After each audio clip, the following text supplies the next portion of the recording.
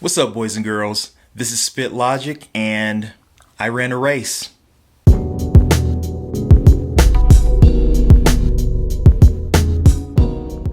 Sandia Crest Marathon is a race in Albuquerque, New Mexico. It happened September 25th, 2021. I ran the half marathon, and what I want to do is just kind of share my experience with the race, kind of talk about the city a little bit, and then just give my overall observations of the entire experience for me.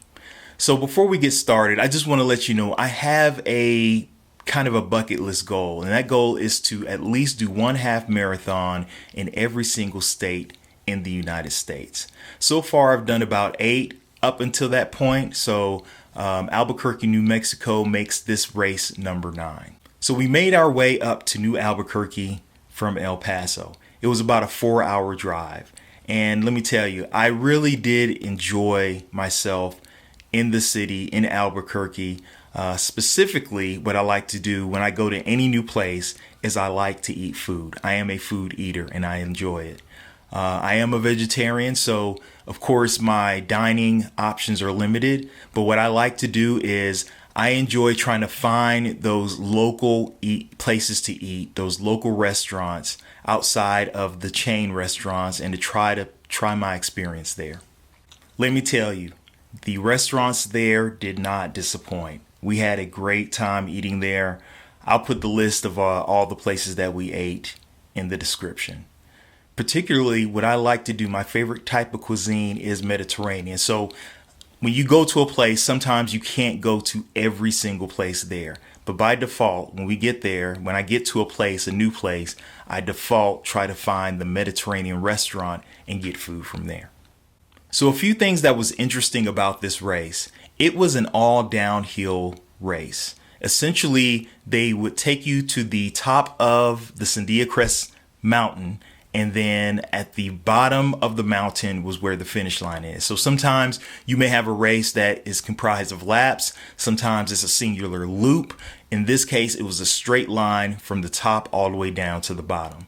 And the way that they got you up to the top is that they did buses at the finish line where you would gather, and then they would take you to the top. You would start the race at the top and just make your way down to the bottom.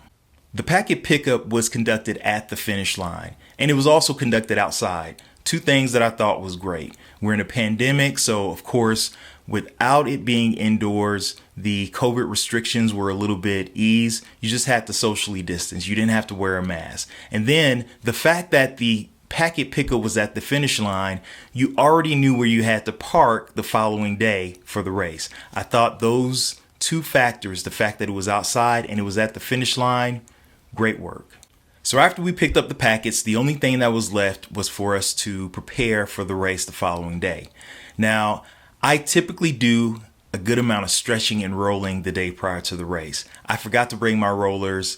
All I did was stretch, and without those rollers, it was just a whole different experience for me. Anyway. All right, boys and girls, this is Spit Logic. It's about 5:21. I just made it to the parking lot and about to catch this bus to take me to the top of this mountain to start this race. So ready to do this, ready to go. We'll see just how cold it is when we get up there. On the morning of the race, you had to get down there early so that they could take you up to the top of the mountain. So around 5:30 is when they started shuttling people on the bus, and the race didn't start till 7:00 a.m. I made it down there. I was at the finish line, got on the bus, and they drove us up to the top.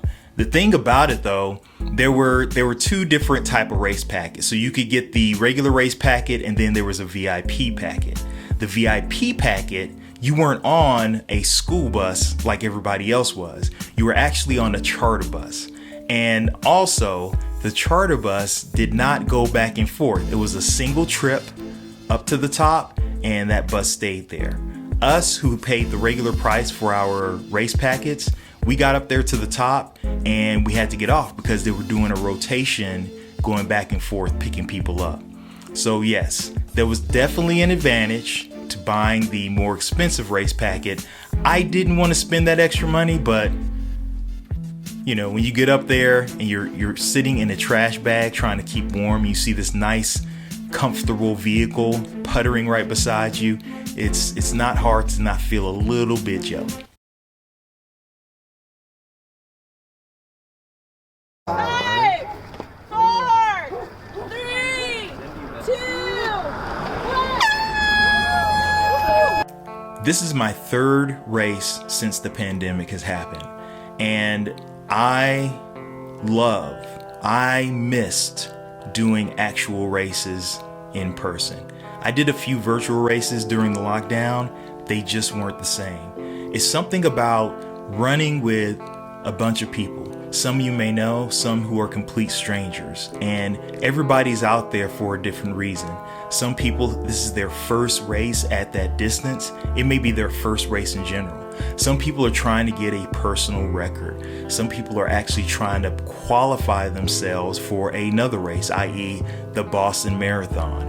You just have all these different individuals with different motivations for this singular event. And then as you get to the end, when you're only a few hundred meters or a few hundred feet from the end of the race, people cheering you on, people saying, go, you can do it, great job. I mean, that feeling, that kind of feeling of community is something that you just cannot replace by doing this virtually or even just running alone. It's just something about a race, the energy that's there, which makes it just very attractive. And out of all the races that I've done so far, no matter which state that I've gone to, it just has that same feel, that same dynamic. All right, that was a good run. It was a hard run, harder than you think. Just going all downhill, you would think that it would be faster, which of course, you know, the momentum certainly helps out, gives you a little bit of momentum, but the constant strain of going downhill, and surprisingly, my knees isn't what's hurting me. It's really my ankles. Maybe because I was just trying to stabilize everything during the run.